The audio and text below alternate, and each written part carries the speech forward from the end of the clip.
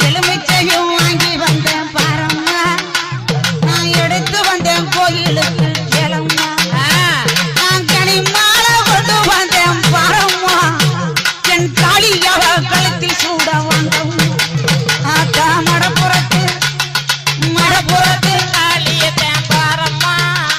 அவ மகிமைகளை சொல்லி வரேன் கேளம்மா அம்மா மடப்புறத்து காளியத்தேன் பாரம்மா அவ மகிமைகளை சொல்லி வரேன் கேளம்மா நான் அரணையை பட்டெடுத்தேன் பாரம்மா என் காளிக்குத்தான் சூட வந்தேன் கேளம்மா நான் அரணையை பட்டெடுத்தேன் பாரம்மா என் காளிக்குத்தான் சூட வந்தேன்